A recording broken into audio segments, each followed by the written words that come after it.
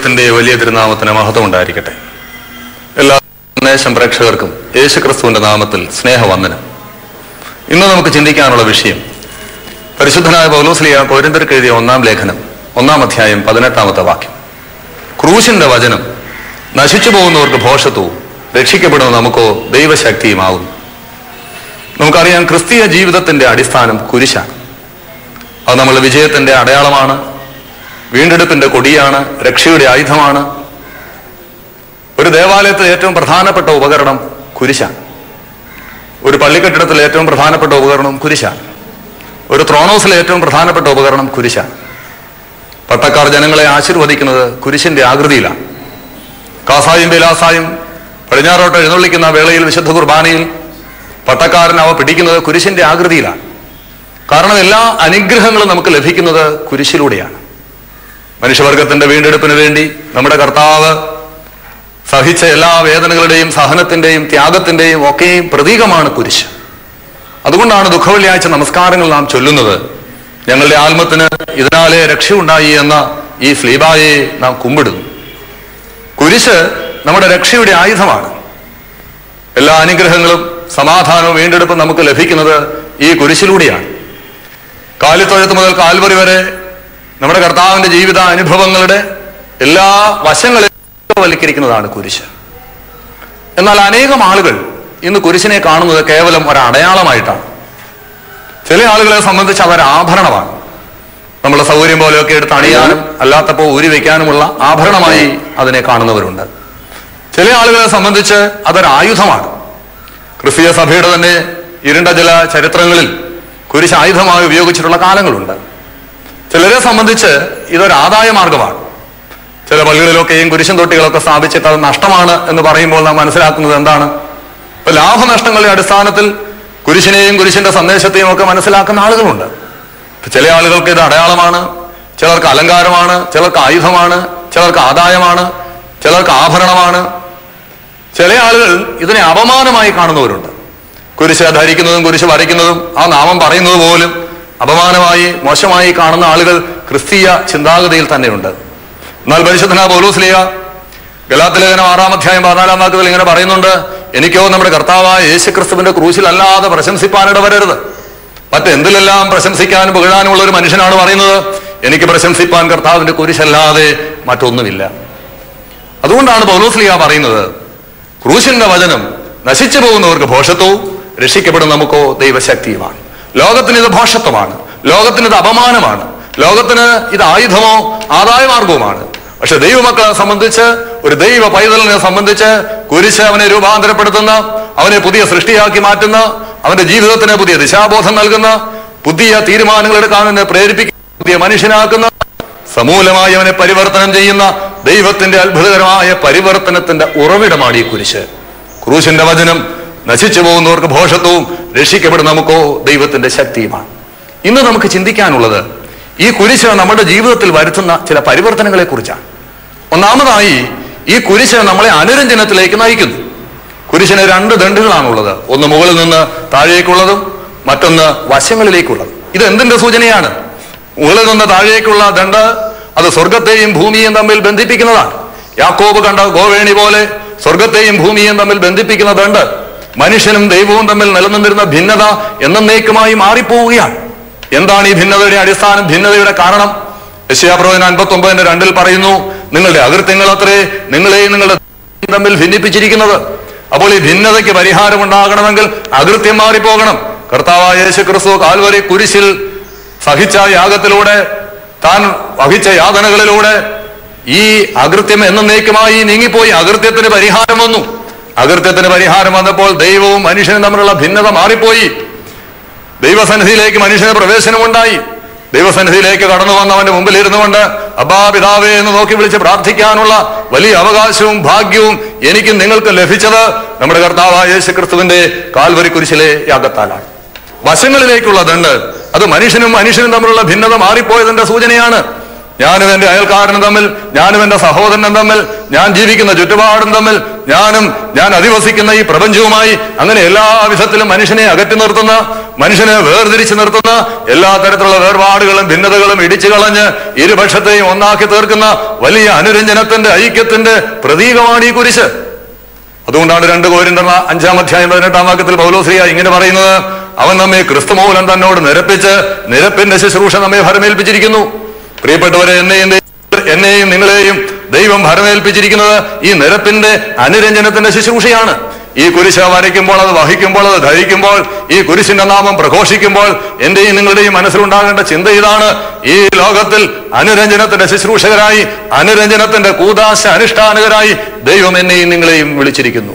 ഭിന്നതകളുള്ളിടത്ത് സമാധാനം വിതയ്ക്കാൻ, വേർപാടുകളുടെയും വേർതിരിവുകളെയും അതിർവരമ്പുകളെയും ഇല്ലാതെയാക്കി മനുഷ്യവർഗത്തെ ഒന്നിപ്പിക്കുന്ന അനുരഞ്ജനത്തിന്റെ ഐക്യത്തിന്റെ ശുശ്രൂഷകരായി മാറുവാൻ നമുക്ക് കഴിയുമോ എന്നുള്ളതാണ് ദൈവം നമ്മെക്കുറിച്ച് ആഗ്രഹിക്കുന്നത്. കുരിശ് അനുരഞ്ജനത്തിന്റെ പ്രതീകമാണ്. പക്ഷെ ഇന്ന് ഏതെല്ലാം തരത്തിലുള്ള ഭിന്നതകളിലൂടെയാണ് നാം കടന്നു പോകുന്നത്. നാം ഈ കുരിശിന്റെ ചുവട്ടിൽ ഇരിക്കുമ്പോഴും, കുരിശിനെ കുറിച്ച് ധ്യാനിക്കുമ്പോഴും, കുരിശ് വരയ്ക്കുമ്പോഴും, കുരിശ് വഹിക്കുമ്പോഴും ഏതെല്ലാം തരത്തിലുള്ള ഭിന്നതകൾ, ഏതെല്ലാം തരത്തിലുള്ള പിണക്കങ്ങൾ, ഏതെല്ലാം തരത്തിലുള്ള മതിൽക്കെട്ടുകളാണ് നമ്മുടെ മനസ്സിൽ നിറഞ്ഞു നിൽക്കുന്നത്. നമുക്കറിയാം, ഭാരതം ഒരു മതേതര ജനാധിപത്യ റിപ്പബ്ലിക്കാണ്. എന്താണ് ഈ റിപ്പബ്ലിക് എന്നുള്ള വാക്കിന്റെ അർത്ഥം? പൊതുവായത് എന്നാണ് അർത്ഥം. ഭാരതത്തിൽ ഒട്ടേറെ മതവിഭാഗങ്ങളുണ്ട്, ഒട്ടേറെ ജാതികളുണ്ട്, ഒട്ടേറെ ആചാര അനുഷ്ഠാനങ്ങളുണ്ട്. ഒരു രാജ്യത്തിനുള്ളിൽ തന്നെ ഇത്രയും അധികം വൈവിധ്യം മറ്റൊരു രാജ്യത്തും ഉണ്ടാകില്ല. എന്തെല്ലാം വൈവിധ്യങ്ങളിലൂടെ, വൈജാത്യങ്ങളിലൂടെയാണ് ഭാരതത്തിലെ ആളുകൾ കടന്നു പോകുന്നത്. പക്ഷെ ഇത്രയും വ്യത്യാസങ്ങളും വേർതിരിവുകളും ഒക്കെ ഭാരതത്തിലെ ജനങ്ങൾക്കിടയിൽ ഉണ്ടെങ്കിലും 60 വർഷങ്ങൾക്ക് മുമ്പ് നമ്മുടെ രാഷ്ട്രത്തിന്റെ നേതാക്കന്മാര് നമ്മെ സ്വാതന്ത്ര്യത്തിലേക്ക് നയിച്ചപ്പോൾ അവരെ പ്രചോദിപ്പിച്ച ഏറ്റവും ശക്തമായ ഘടകം ഭാരതത്തിലെ ജനങ്ങളുടെ ഐക്യമാണ്. ജാതി മത വർണ്ണ ചിന്തകൾക്കൊക്കെ അപ്പുറമായി എന്റെ നാട് എന്ന ആ ഒരു ഐക്യബോധം ഭാരതത്തിലെ ജനങ്ങൾ പ്രകടിപ്പിച്ച ഈ സംഘബോധവും ഐക്യവുമാണ് രാഷ്ട്രത്തെ സ്വാതന്ത്ര്യത്തിലേക്ക് നയിച്ചത്. ഇന്ന് 60 വർഷങ്ങൾ കഴിഞ്ഞപ്പോൾ രാഷ്ട്രത്തിന്റെ സ്ഥിതി എന്തായി? ജാതി മത വർണ്ണവർഗങ്ങളുടെ പേരിൽ ഭിന്നിക്കുന്ന, പരസ്പരം കലഹിക്കുന്ന, അവനെന്റെ മിത്രമല്ല, അവനെന്റെ ശത്രുവാണ്, അവന്റെ വളർച്ച എന്റെ വളർച്ചയ്ക്ക് വിഘാതമാണ്, അവൻ ഇല്ലാതെയായി തീരേണ്ടത് എന്റെ വളർച്ചയുടെ ആവശ്യമാണ് എന്ന് വളരെ ഇടുങ്ങിയ സങ്കുചിതമായ തരത്തിൽ ചിന്തിക്കുന്ന, ജാതികളെയും മതങ്ങളെയും അതിലുള്ള ആളുകളെയും തമ്മിൽ കലഹിപ്പിക്കുന്ന, ഭിന്നിപ്പിക്കുന്ന എത്രയോ അനുഭവങ്ങളിലൂടെയാണ് നാം കടന്നു പോകുന്നത്.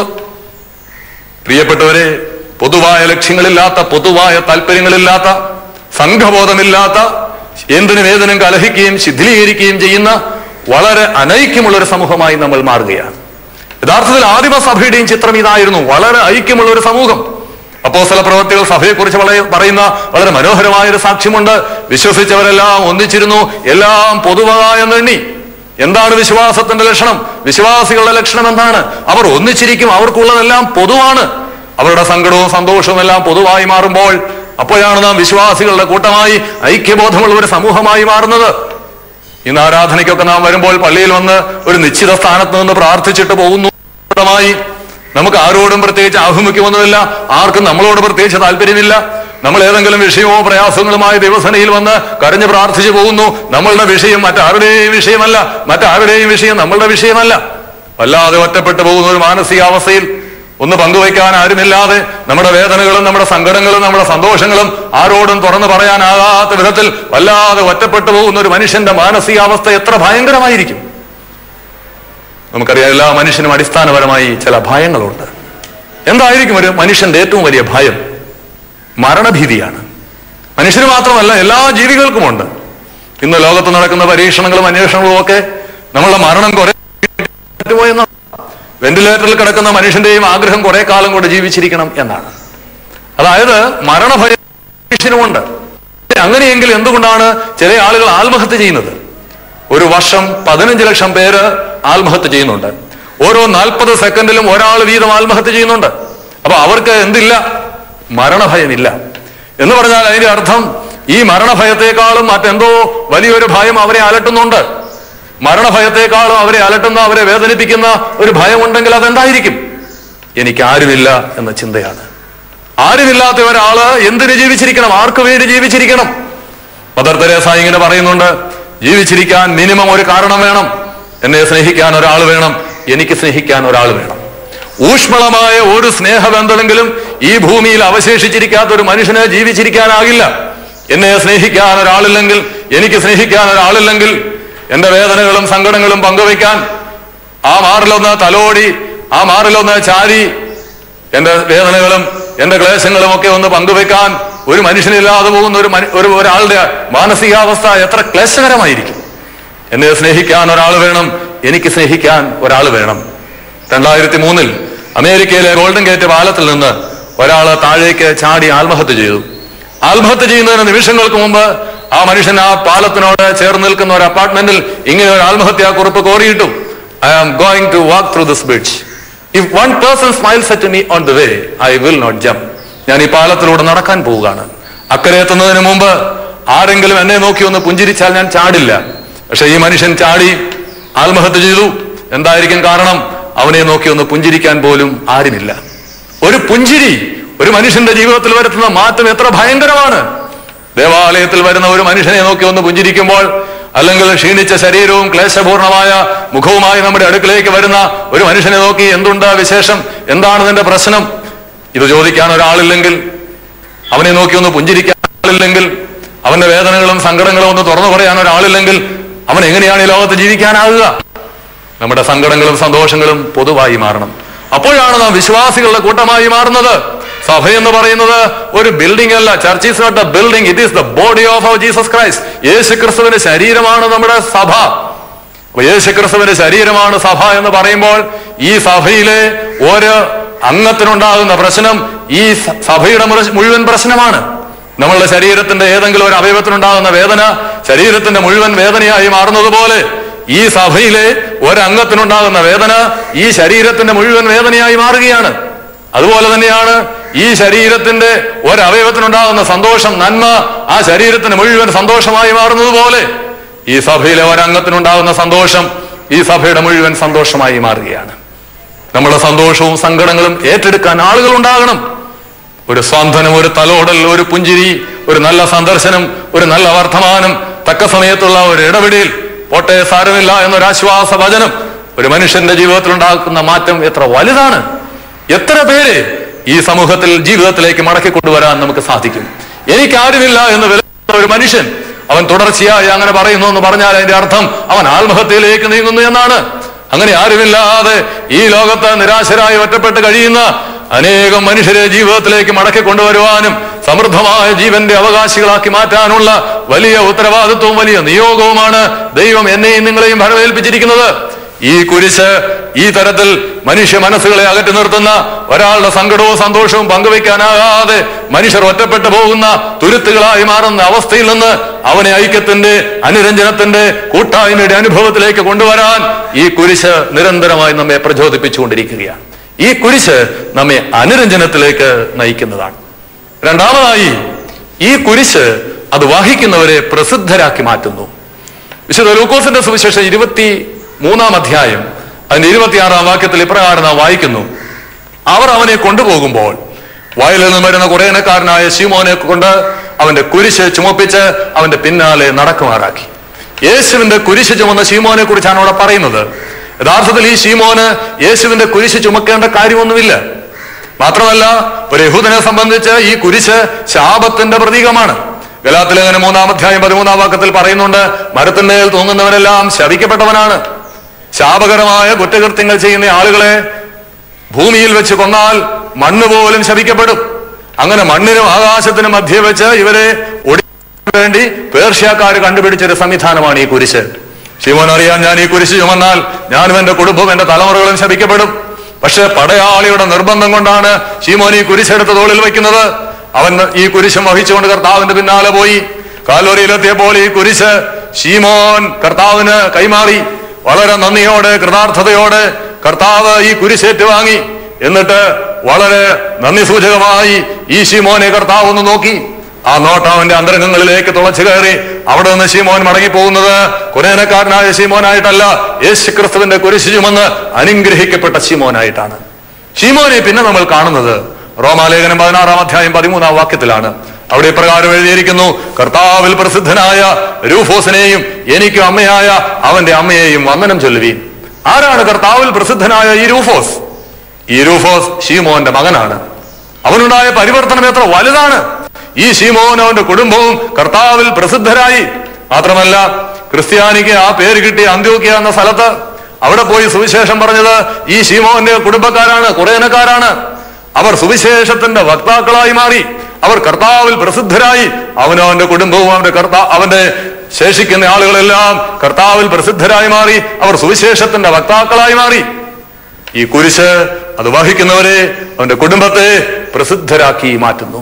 കർത്താവിന് വേണ്ടി ആരും ഒന്നും വെറുതെ ചെയ്യണ്ട. ആരെങ്കിലും കർത്താവിന് വേണ്ടി എന്തെങ്കിലും ത്യാഗം സഹിച്ചാൽ, അവന് വേണ്ടി എന്തെങ്കിലും മനസ്സോടെ നിവർത്തിച്ചാൽ, അനുഷ്ഠിച്ചാൽ, അവനെയും അവന്റെ കുടുംബത്തെയും നമ്മുടെ കർത്താവ് പ്രസിദ്ധരാക്കി മാറ്റും. ഈ കുരിശ് അത് വഹിക്കുന്നവരെ പ്രസിദ്ധരാക്കി മാറ്റുന്നു. കുരിശില്ലാതെ കിരീടമില്ല. കിരീടത്തിൽ അവസാനിക്കാത്ത ഒരു കുരിശുമില്ല. കുരിശില്ലാതെ കിരീടമില്ല. കിരീടത്തിൽ അവസാനിക്കാത്ത ഒരു കുരിശുമില്ല. പക്ഷെ ഇന്ന് ലോകത്തിന്റെ ചിന്ത വളരെ വ്യത്യസ്തമാണ്. സാധാരണ ആളുകളൊക്കെ ഇന്ന് ചിന്തിക്കുന്നത് ഒരു കുരിശുമില്ലാതെ വല്ല കിരീടവും കിട്ടുമെന്നാണ്. പ്രത്യേകിച്ച് മലയാളികളുടെ ഇടയിൽ യാതൊരു അധ്വാനവുമില്ലാതെ, യാതൊരു പ്രയത്നവുമില്ലാതെ ലഭിക്കുന്ന സൗഭാഗ്യങ്ങൾ സ്വപ്നം കണ്ട്, ഒരുപക്ഷെ ഈ ലോട്ടറി മാഫിയായൊക്കെ കേരളത്തിൽ തഴച്ചു വളരുന്നത് മനുഷ്യന്റെ ഈ വിധത്തിലുള്ള ആഗ്രഹം കൊണ്ടാണ്.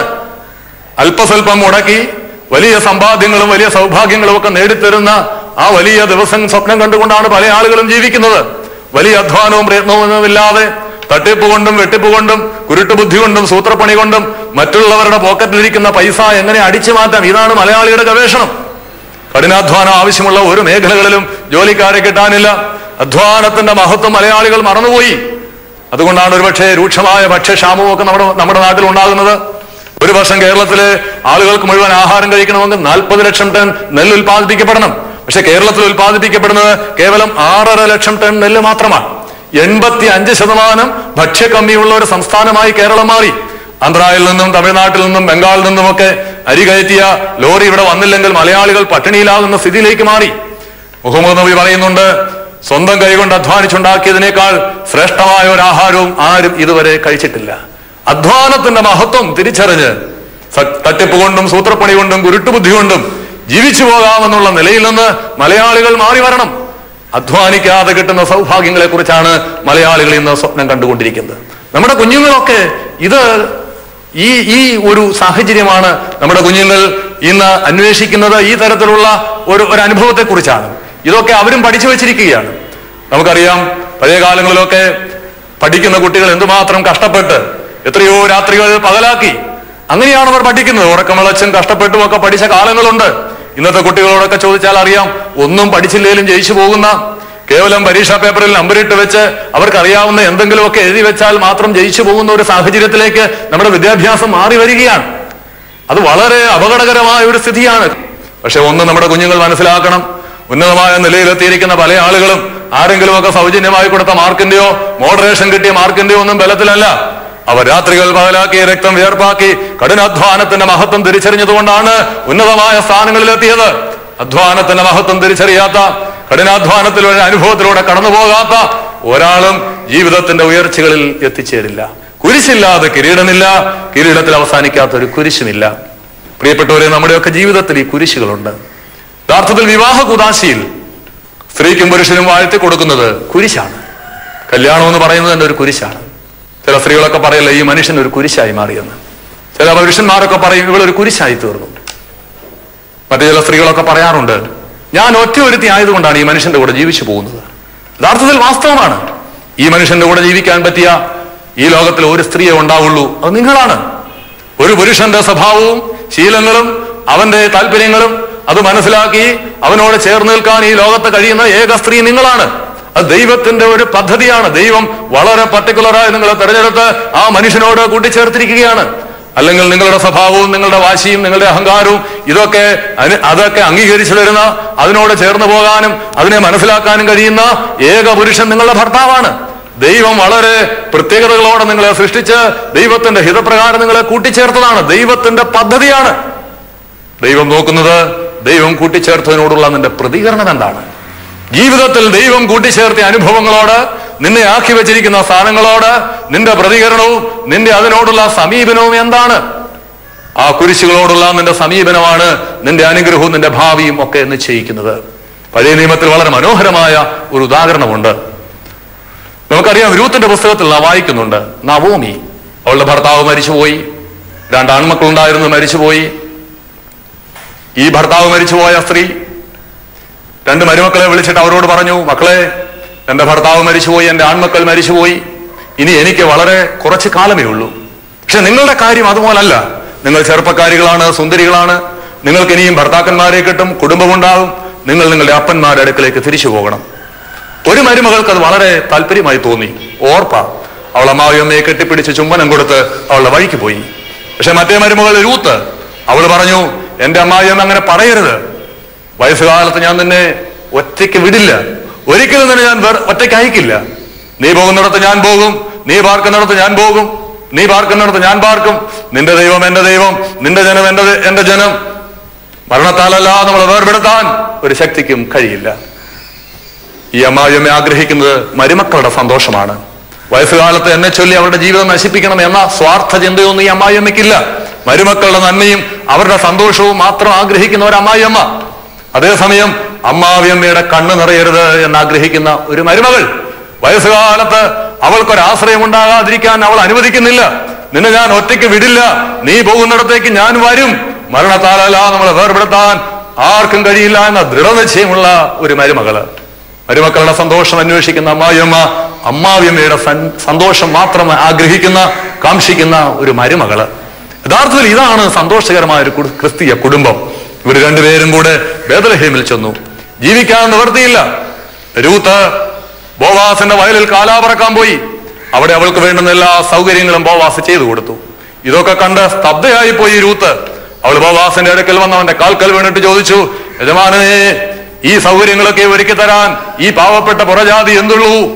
ഈ പുറജാതിക്കാർക്ക് ഇത്രയും സൗകര്യങ്ങൾ നീ ഒരുക്കി തരുന്നത് എന്തുകൊണ്ടാണ്? അതിന് ബോവാസ് പറഞ്ഞ മറുപടി ഇതാണ്, മകളെ രൂത്തെ, നിന്റെ അമ്മായിയമ്മയോട് നീ കാണിച്ച കാരുണ്യം ഈ ദേശത്തെല്ലാ മനുഷ്യരും അറിഞ്ഞു. പാവപ്പെട്ട ഒരു സ്ത്രീയോട്, ആരോരും ആശ്രയമില്ലാത്ത നിരാലംബയായ ഒരു സ്ത്രീയോട് നീ കാണിച്ച കാരുണ്യം, മനസ്സിലിവ്, അതിവിടെ എല്ലാവരും അറിഞ്ഞു. അതിന് നിനക്ക് ദൈവം തന്ന പ്രതിഫലമാണിത്. അത് അവിടെ തീരുന്നില്ല, ആ പ്രതിഫലം അവിടെ അവസാനിക്കുന്നില്ല. ബോവാസ് രൂത്തിനെ കല്യാണം കഴിച്ചു. ആ വിവാഹത്തിൽ ഒരു കുട്ടി ഉണ്ടായി. ആ കുട്ടിയുടെ പേര് ഒബേദ് എന്നാണ്. ആ ഒബേദിനൊരു മകനുണ്ടായി. അവന്റെ പേര് ഇശായി എന്നാണ്. ഈ ഇശായിക്ക് ഒരു മകനുണ്ടായി. അവന്റെ പേര് ദാവീദ്. ദാവീദിന്റെ സന്തതിയായി ജനിച്ചു മരിച്ചു ഉയർത്തെഴുന്നേറ്റ യേശുക്രിസ്തു. അപ്പോൾ യേശുക്രിസ്തു രൂത്തിന്റെ ആരാണ്? അഥവാ രൂത്ത് യേശുക്രിസ്തുവിന്റെ ആരാണ്? യേശുക്രിസ്തുവിന്റെ വല്യമ്മച്ചിയായി തീർന്നു. എങ്ങനെയാണ് പാവപ്പെട്ട ഒരു പുറജാതിക്കാരി യേശുക്രിസ്തുവിന്റെ വല്യമ്മച്ചിയായി മാറിയത്? ജീവിതത്തിന്റെ അതിനിർണായകമായ ഒരു ഘട്ടത്തിൽ ഒരു പാവപ്പെട്ട സ്ത്രീയോട് കാണിച്ച കാരുണ്യം, മനസ്സലിവ് അവളെ യേശുക്രിസ്തുവിന്റെ വല്യമ്മച്ചിയാക്കി മാറ്റി. ഓർപ്പാ പോയതുപോലെ ചുംബനം കൊടുത്ത് രൂത്തും പിരിഞ്ഞു പോയിരുന്നെങ്കിൽ ഇന്ന് രൂത്തിനെ കുറിച്ച് ഇവിടെ പറയില്ല. രൂത്തിന്റെ പേരിൽ ഒരു പുസ്തകം വേദപുസ്തകത്തിൽ ഉണ്ടാകില്ല. യേശുക്രിസ്തുവിന്റെ വംശാവലി എഴുതിയപ്പോൾ രൂത്തിന്റെ പേര് അതിൽ ഉൾപ്പെടുത്തുമായിരുന്നില്ല. ജീവിതത്തിന്റെ അതിപ്രധാനപ്പെട്ട ഒരു ഘട്ടത്തിൽ സ്വന്തം സുഖവും സന്തോഷവും അന്വേഷിച്ച് തന്റെ വഴിക്ക് പോകാതെ പാവപ്പെട്ട ഒരു സ്ത്രീയോട് ചേർന്ന് നിൽക്കാനും മരണം വരെ അവൾക്ക് തുണയായി ആശ്രയമായി കൂടെ നിൽക്കാനും സ്വന്തം സുഖവും സന്തോഷവും മാറ്റിവെച്ച് മറ്റൊരാളുടെ സന്തോഷത്തിന് വേണ്ടി ജീവിതം ഹോമിക്കുവാനും ഒരു പാവപ്പെട്ട പെൺകുട്ടി എടുത്ത തീരുമാനം അവളെ യേശുക്രിസ്തുവിന്റെ വല്യമ്മച്ചിയാക്കി മാറ്റി. നിന്റെ ജീവിതത്തിൽ വരുന്ന പ്രതിസന്ധികളോട്, നിന്റെ ജീവിതത്തിലെ പ്രയാസങ്ങളോട് നീ എടുക്കുന്ന നിലപാടുകൾ, നിന്റെ പ്രതികരണം, നിന്റെ സമീപനം, ഇതാണ് നിന്റെയും നിന്റെ തലമുറകളുടെയും അനുഗ്രഹം നിശ്ചയിക്കുന്നത്. അതാണ് നിന്റെ ഭാവി നിർണയിക്കുന്നത്. ഈ രൂത്ത് വല്യമ്മച്ചിയായി മാറി. കുരിശില്ലാതെ കിരീടമില്ല, കിരീടത്തിൽ അവസാനിക്കാത്ത ഒരു കുരിശുമില്ല. പ്രിയപ്പെട്ടവരെ, നമ്മുടെ ജീവിതത്തിൽ ഇതുപോലെ ഒട്ടേറെ അനുഭവങ്ങൾ ഉണ്ടാകും. പല തരത്തിലാണ് ഈ കുരിശുകൾ നമ്മുടെ ജീവിതത്തിൽ വന്നു ചേരുന്നത്. അതൊരു പക്ഷേ ഒരു അമ്മയുടെ രൂപത്തിലായിരിക്കാം, സുഖമില്ലാതെ കിടക്കുന്ന ഒരു അമ്മായിയപ്പന്റെ രൂപത്തിലായിരുന്നേക്കാം, ജോലിയില്ലാത്തൊരു ഭർത്താവിന്റെ രൂപത്തിലായിരുന്നേക്കാം, സുഖമില്ലാത്ത ഒരു ഭാര്യയുടെ രൂപത്തിലായിരുന്നേക്കാം, പഠിക്കാൻ മോശമായ ഒരു കുട്ടിയുടെ രൂപത്തിലായേക്കാം, അല്ലെങ്കിൽ വേണ്ടവണ്ണം മാനസിക വളർച്ചയില്ലാത്ത ഒരു കുഞ്ഞിന്റെ രൂപത്തിലായിരുന്നേക്കാം. ഏതെല്ലാം രൂപത്തിൽ ഇത്തരത്തിലുള്ള കുരിശുകൾ നമ്മുടെ ജീവിതത്തിൽ വരും. അതിനോടുള്ള നിന്റെ സമീപനം, നിന്റെ പ്രതികരണം, അതിനോട് നീ സ്വീകരിക്കുന്ന നിലപാടുകൾ, ഇത് വളരെ പ്രധാനമാണ്. കുരിശില്ലാതെ കിരീടമില്ല, കിരീടത്തിൽ അവസാനിക്കാത്തൊരു കുരിശുമില്ല. കുറേ നാൾ മുമ്പ് ഞാനൊരു സ്ത്രീയെ കാണാൻ പോയി. 20 വർഷം കൊണ്ട് തളർന്നു കിടക്കുന്ന ഒരു സ്ത്രീയാണ്. അവരെ ശുശ്രൂഷിക്കുന്നത് സ്വന്തം ഭർത്താവാണ്. മക്കൾ 2 പേരുള്ളത് വിദേശത്താണ്. ഈ ഭർത്താവ് 20 വർഷമായി ഈ സ്ത്രീയുടെ കിടക്കക്കരികിൽ നിന്ന് ഒരു കൊച്ചു കുഞ്ഞിനെ പരിചരിക്കുന്നത് പോലെ ഭക്ഷണം വാരി കൊടുക്കുന്നു, ഭക്ഷണം പാചകം ചെയ്യുന്നു, ആ സ്ത്രീയുടെ വസ്ത്രം മാറുന്നു, അവരെ കുളിപ്പിക്കുന്നു, അവരുടെ കിടക്ക വിരിക്കുന്നു. അങ്ങനെ ആ കിടക്കക്കരികിൽ നിന്നുകൊണ്ട് ഒരു കുഞ്ഞിനെ പരിചരിക്കുന്നത് പോലെ ഈ ഭർത്താവ് ഈ സ്ത്രീയെ പരിചരിക്കുകയാണ്. മറ്റൊരു അമ്മ ഈ ഒരു കുഞ്ഞുമായിട്ട് എന്റെ അടുക്കൽ വന്നു. വയസ്സുള്ള ഒരു പെൺകുട്ടിയാണ്, പക്ഷെ അവൾ നടക്കില്ല. കഴിഞ്ഞ 30 വർഷമായിട്ട് ഈ അമ്മ ഈ പെൺകുട്ടിയെ ചുമന്നുകൊണ്ട് നടക്കുകയാണ്. ഒരു മഹാകാര്യം ചെയ്യുന്നു എന്ന ചിന്തയൊന്നുമില്ല. ദൈവം കൊടുത്ത ഒരു കുരിശ് സന്തോഷത്തോടെ അതിനെ വഹിക്കുകയാണ്. ജീവിതത്തിൽ വന്നു ചേരുന്ന അനുഭവങ്ങളോടുള്ള നമ്മുടെ പ്രതികരണം ഒന്ന് മനസ്സിലാക്കണം. ഈ കുരിശ് നമ്മളെ പ്രസിദ്ധരാക്കും. നമ്മുടെ കർത്താവ് തന്റെ കുരിശ് വഹിച്ചുകൊണ്ട് കാൽവരിയിലേക്ക് പോയതുപോലെ പ്രിയപ്പെട്ടവരെ, ഞാനും നിങ്ങളും നമ്മുടെ ജീവിതത്തിൽ വന്നു ചേരുന്ന ഈ തരത്തിലുള്ള കുരിശുകളും പേറി കർത്താവിന് പിന്നാലെ പോകുമ്പോൾ മഹത്വത്തിന്റെ കിരീടത്തിലേക്കാണ് ഞാനും നിങ്ങളും നടന്നെടുക്കുന്നത്. ക്രൂശിന്റെ വചനം നശിച്ചു പോകുന്നവർക്ക് ഭോഷത്വവും രക്ഷിക്കപ്പെടും നമുക്കോ ദൈവശക്തിയുമാവുന്നു. ഈ കുരിശ് നമ്മെ അനുരഞ്ജനത്തിലേക്ക് നയിക്കുന്നു. ഈ കുരിശ് അത് വഹിക്കുന്നവരെ, അത് ധരിക്കുന്നവരെ, അത് വരയ്ക്കുന്നവരെ പ്രസിദ്ധരാക്കി മാറ്റുന്നു. ഈ കുരിശിന്റെ സന്ദേശം ജീവിതത്തിൽ ഉൾക്കൊണ്ട് അനുരഞ്ജനത്തിന്റെ വക്താക്കളായി മാറുവാൻ, ഈ കുരിശിലൂടെ ദൈവം നമുക്ക് ഒരുക്കിയിരിക്കുന്ന മഹത്വത്തിന്റെ കിരീടം പ്രാപിക്കുവാൻ ദൈവത്തിന്റെ പരിശുദ്ധാത്മാവ് നമ്മെ സഹായിക്കട്ടെ.